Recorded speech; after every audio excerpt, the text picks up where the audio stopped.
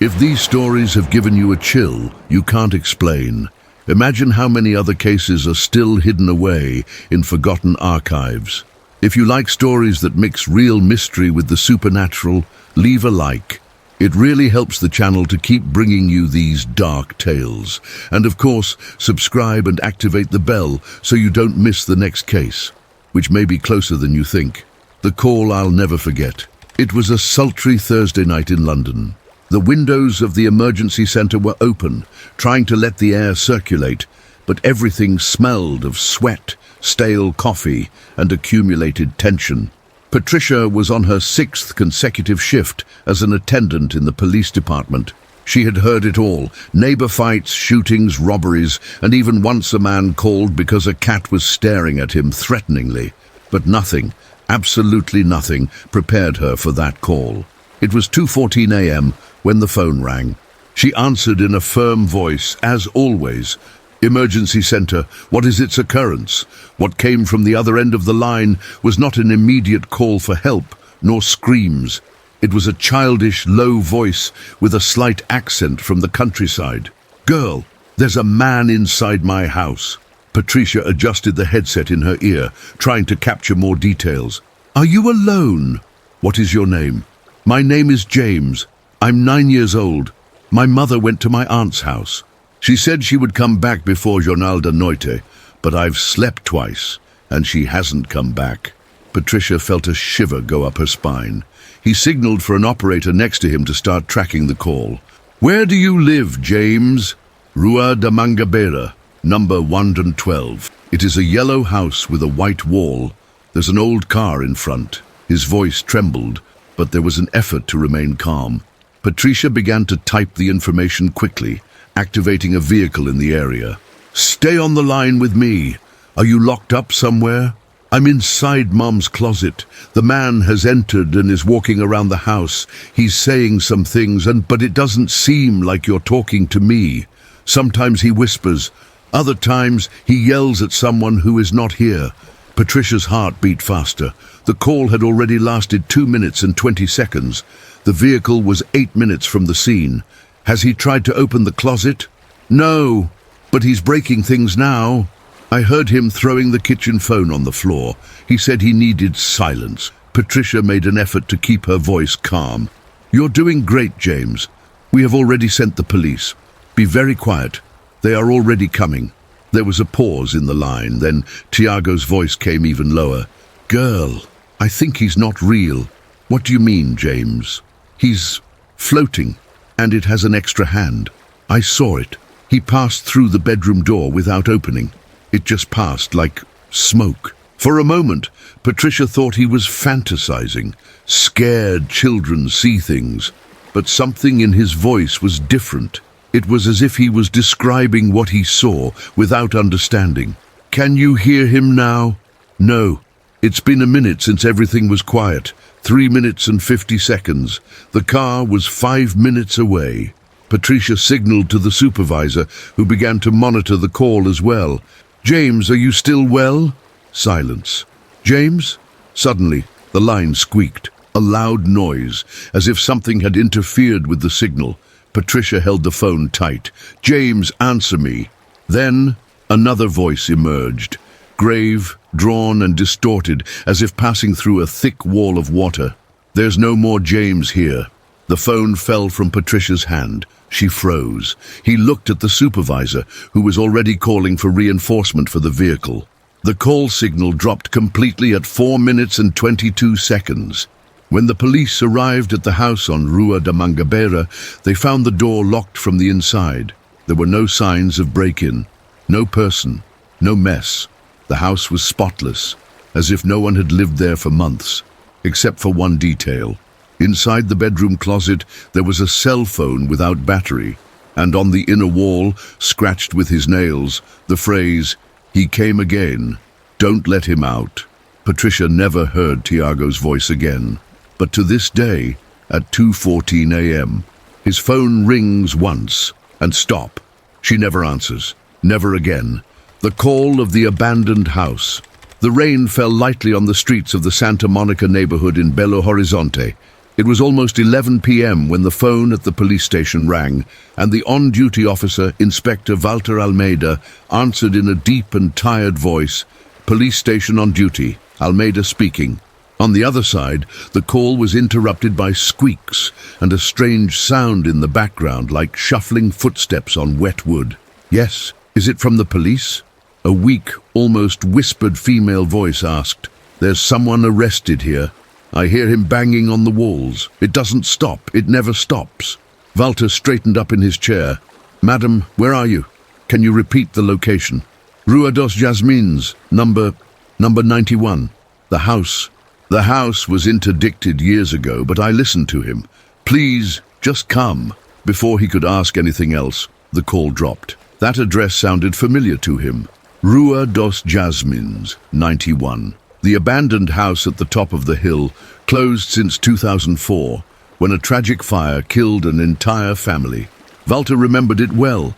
At the time, he was still just a rookie agent and was one of the first to arrive on the scene. But what intrigued him was not just the connection, it was the voice. That voice sounded known. Even against the recommendation to wait for reinforcements, Walter took his gun, turned on the flashlight, and left alone in the vehicle. 20 minutes later, he was standing before the rusty gate of House 91. The place looked even more run down than he remembered. The windows were sealed with wood, the walls covered with graffiti, and the garden was a forest of tall bush. He forced his way in from one side, using his shoulder to open a gate that gave way with a dry crack.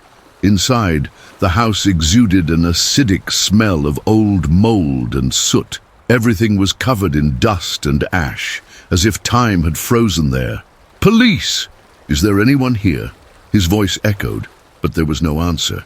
He began to search the rooms one by one. Each step made the floor creak, and the sound reminded me exactly of the one he had heard on the call.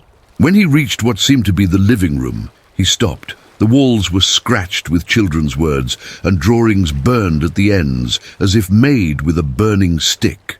There, right in the center of the room, there was an old disc phone, covered in a thin layer of soot. But the strangest thing is that he did. Walter was scared. He looked around, hoping for some kind of prank, but he was alone. He approached slowly and answered. "Hello?" The same female voice answered on the other end. He knows you've entered. He's right behind you now." Walter turned around in a snap, gun drawn. Nobody, just the dark and empty hallway. "Who are you? How did you manage to call here?" The voice did not answer, but a whisper came from the line. Not in words. It was more like a growl, low, guttural. Then just the sound of heavy breathing, as if something was very close to the earphone. Walter hung up. A crack rang out from upstairs. Something heavy dragging on. He climbed cautiously, each step creaking beneath his feet. When he reached the end of the stairs, the door to the old children's room was ajar. A faint light escaped through the cracks. He pushed, slowly. The room was like an ominous recreation of a children's home. Burnt toys on the floor, drawings on the wall depicting a black figure with white eyes. Always the same figure. And in the center, there was a rocking chair, busy. A woman, long hair, pale skin, dressed in a grey shirt covered in soot. She looked at him, but her eyes were completely white. "You shouldn't have come alone, Inspector," she said in the same voice as on the call. Walter took a step back, his heart pounding. "Who are you?" She smiled, tilting her head like a curious child. "I am the calling." And you answered. At that moment, all the lights in the house went out.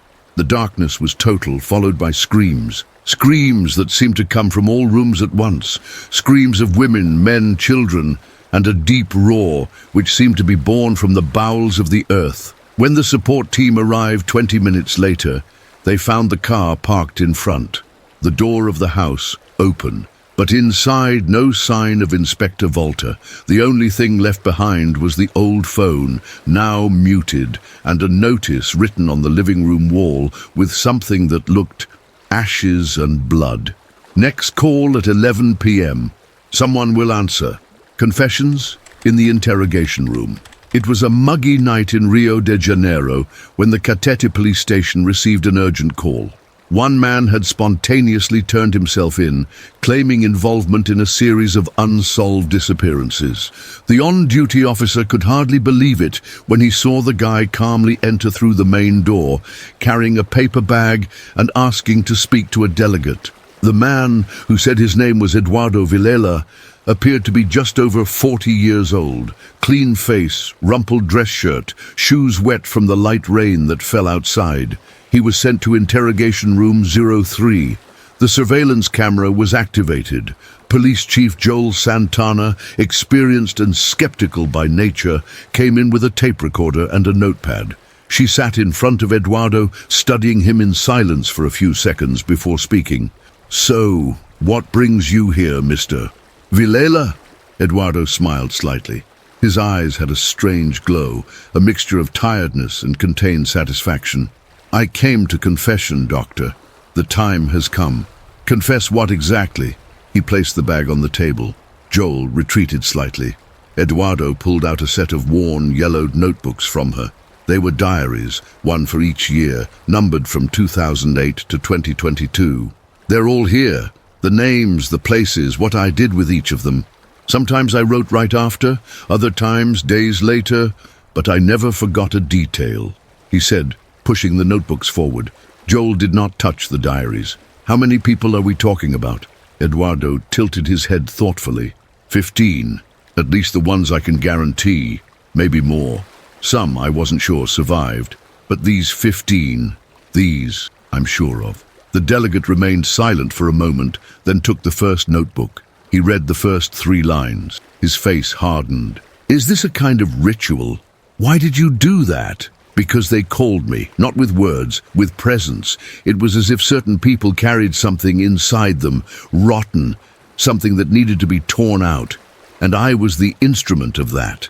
Joel crossed his arms, trying to stay focused. "Any diagnosed disorder? Hallucinations? Have you ever undergone psychiatric treatment?" Eduardo laughed. "I'm not crazy, Delegate. And if I were, I wouldn't have kept all these records. I would not have waited for the right moment. I've been waiting for you, by the way." Joel frowned. "Waiting for me?" "Yes, I knew it would be you. I read about his career, his old cases. That girl from Copacabana, remember? You never found the culprit, but I know who it was." Joel's heart raced. He leaned forward. "Are you saying it was you?" Eduardo denied it with a smile. "No, but I met him. We were together. In one night, the same night you almost caught him. But you looked at me, and you didn't see me." A dense silence took over the room. Eduardo stretched his arms over the table, getting closer to Joel. "I can tell you everything, every detail, but you have to promise that you will read all the notebooks until the end, because the most important part is not written yet, I'll tell you." Joel pressed the intercom button and asked another agent to bring a folder with the files of missing people from the last 15 years. Meanwhile, he leafed through the second notebook, names, dates, local. One of the names caught his attention, Raul da Costa. Disappeared in 2012, never found. The notebook described Raul's last night in grotesque but precise detail. When the folder arrived, Joel compared the data. They were compatible. Eduardo wasn't making it up. "Why now? Why did you decide to confess just today?" Eduardo looked at the camera in the corner of the room and smiled. "Because today is the day when everything starts again, and you needed to know who would come after me. Because I was the first, but I was never the only one." Joel stood up slowly. Something in those words ran cold in his blood. Before he could answer, the light in the room flickered. Once, twice, and then it went out. When he returned, Eduardo was no longer there. No door sound, no movement in the corridor, just the notebooks on the table, and a new annotation on the cover of the latter. "The next one is already among you." The child, no one was looking for social worker. Camila Ribeiro had dealt with many disturbing cases in her career, but nothing would prepare her for what she would find that late afternoon in a shelter in the north of Recife. The call came through an employee of La Esperanza, an institution that welcomed abandoned children. The woman was distressed on the phone. "Doctor, there's a boy here. He appeared yesterday at dawn, alone, at the gate. We thought it was another case of abandonment, but there's something wrong with him. He doesn't speak properly. He doesn't eat. He doesn't blink. And his name? No one finds any records." Camilla went to the place imagining that she would find a traumatized child, but what he saw was something different. Sitting in the corner of the playroom with his back to the door was a pale boy with straight black hair covering part of his face. He wore a grimy white shirt, too big for his size. He didn't look hurt, but there was something deeply wrong there. An unnatural silence surrounded him. "What's your name, dear?" Camilla asked, kneeling next to him. Without taking his eyes off a broken wooden toy he was holding, he replied, "I'm 32. Camilla pulled away slightly. "Who called you that?" He looked at her for the first time. His eyes were very dark brown, almost black, sunken, exhausted. He replied in a neutral voice, "Everyone calls. From the place where I came from, they tried everything in the following days. No record of disappearance, no family searching. The fingerprints didn't match anything in the systems. The boy seemed not to exist, but the strangest thing is that the other children in the shelter started to avoid him. Some even had nightmares. One of them, only 5 years old, screamed all night, saying that the boy in the corner was standing next to her bed, watching. Camilla decided to take him to a child psychologist. During the session, the boy drew an image with crayons. A white room without windows, with many closed doors. In each one, a number. His was number 32, and in the center of the room, a hooded figure drawn all in black, with bright white eyes. The psychologist, at the end of the consultation, took Camilla aside. He described something similar to an experiment center. He said that he stayed there for a long time, but that one day all the doors opened at the same time, and he left. "Where did you leave?" Camilla asked, tense. The psychologist hesitated. He said, "To the world." Now it's his turn to walk among the others. That night, Camilla decided to return to the shelter to talk to the boy again. But when he arrived, he found the institution surrounded by police. The boy had disappeared from the room. The door was locked from the inside. Security cameras showed nothing but interference and hissing from 2:17 a.m. to 2:34 a.m. In the center of the mattress where he slept, there was only a sheet of paper folded in 4. Camilla opened it with trembling hands. It was written in childish lyrics, "Now I'm 31. The next door opened." Since then, similar cases have begun to emerge in other cities. Unknown children without records who showed up at shelters or police stations, always saying their numbers. Each one with similar traits, strange behaviors, and always disappearing without a trace. Camilla never stopped looking for the 32, and he has nightmares about a white room full of doors. In one of them, she herself stands in front of door 30 and hears something on the other side whispering his name. What I found in the basement. The house didn't feel special. Located in the interior of Minas Gerais, in the small town of Andradas, it was an old building from the beginning of the last century, left as an inheritance to Gustavo, a 35-year-old university professor who, after the death of his grandfather, decided to spend time there to rest from the pressure of the big city. He was a skeptical, practical man, accustomed to the academic routine and distant from any kind of belief. The house was in a remote part of the city, surrounded by bushes and overlooking a murky lake. Already in the first days, Gustavo realized that there was something strange in the architecture. A part of the house seemed to have been adapted by force, as if hiding something. A narrow, dimly lit staircase led to a locked basement with an old padlock. For 3 days he ignored it, but on the 4th night, around 3 a.m., he woke up to a dry sound coming from the lower floor, as if something was hitting the wood lightly at regular intervals. Tum, tum, tum. Gustavo took the flashlight, went down cautiously, and stood in front of the basement door. The sound had stopped. He thought it was imagination. But the next day he decided to break the lock. The smell of dampness and rust hit him first. The walls were covered with old newspapers, glued one on top of the other as insulation. In the center of the basement was a wooden chair facing the wall, and a reel recorder on top of a metal countertop. Behind the chair, a frame nailed to the wall hid something. By removing the painting, Gustavo revealed a mirror that reflected nothing. He turned on the flashlight, moving it back and forth. The frame was a mirror. The glass was there, but it didn't even reflect the light. An absolute pitch, like a slit. Curious and uncomfortable, he decided to listen to the tape recorder. The sound was faint, but clearly a male voice, probably from his grandfather. The recording was interrupted by loud noises and crackles, but some excerpts were clear. It is not a hallucination. He moves. Look back.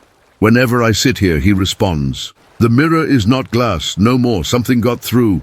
Never stand on your back. Never. The tape stopped. Gustavo turned off the device. His breathing was quick. At that moment, he noticed something on the opposite wall. Scratches made with nails, forming the contours of hands and eyes. He felt a chill run down his spine. When she tried to get out of the basement, she realized that the door had closed by itself. She tried to force it, but it seemed locked outside. He started knocking, calling, until he heard a knock in response. But it didn't come from the door. It came from the mirror. Tum, tum, tum. He turned slowly. The dark frame now emanated a hollow sound, as if something large moved on the other side. Then, in the center of the mirror, two white eyes appeared, hovering in the dark. And for a moment, Gustavo saw his reflection. But it wasn't him. The figure imitated him, but his face was distorted, his eyes dead and his skin gray. He backed off, tripped over his chair, and fell. When he got up, his eyes were gone. The mirror was reflecting normally. His face, his frightened expression. All right. The door creaked and opened by itself. Gustavo ran up the stairs and locked the basement with new chains and padlocks. But since then, every night, at exactly 3 a.m., he hears the sound coming from below. Tum, tum, tum. And in the reflection of any mirror in the house, at some point in the night, he sees himself, flashing with a delay time, patrolling alone at midnight. It was an apparently ordinary Friday in Florianopolis. Military police officer Carlos Ventura had just taken over the midnight shift, patrolling a region further away from the island, where abandoned warehouses, closed summer houses, and long stretches of dense forest were located. It was a quiet place. There were rarely any real occurrences there.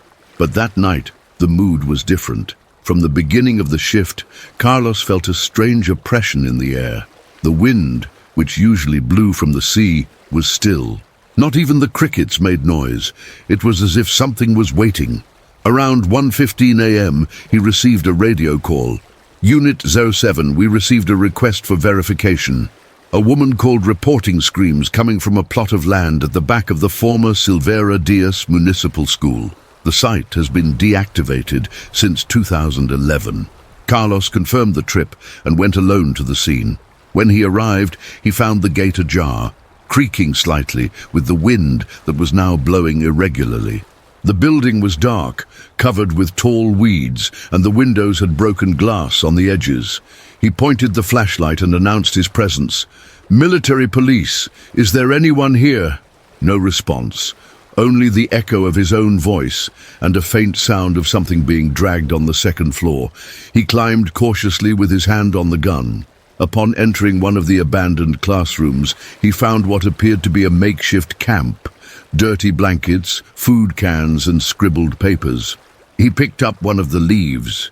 It was covered with repeated words. "I see him, I see him, I see him, I see him." Carlos swallowed. That's when the sound of a door slamming echoed down the hallway. He ran to check, but there was nothing. Not a single soul. Only darkness. When he decided to return to the car to report the investigation, he noticed something even more disturbing. The car's radio sizzled, even turned off. A constant and growing hiss, until suddenly a whispered voice pierced the noise. "Ventura!" Carlos widened his eyes. "Your name." The voice was not known. It was short, dry, almost childish. Who's on the line? Identify yourself, he shouted into the microphone. Silence. He pointed his flashlight at the road, ready to leave the place, but noticed that there were footprints in the mud, barefoot footprints of children, and they went into the woods. Against all common sense, he followed the marks for a few meters until he reached a clearing where, in the center, there was an old well, surrounded by stones and covered by a partially open iron cover. A sound came from inside, a breath, slow, profound. Carlos illuminated the inside of the well and saw something that made him immediately retreat. Eyes. 2 bright, white eyes floating in the dark. And then a pale hand, very long, with disproportionate fingers, grabbed the edge.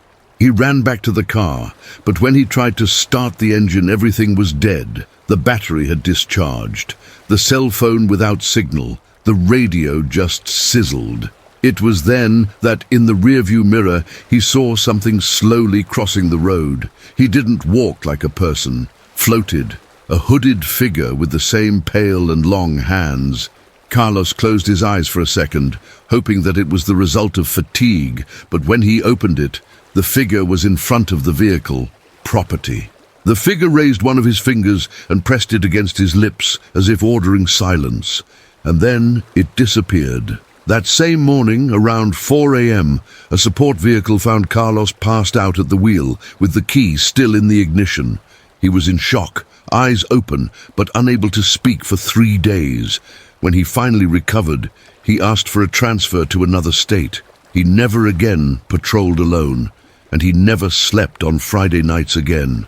But sometimes, in a dream, you still hear that voice on the radio whispering your name.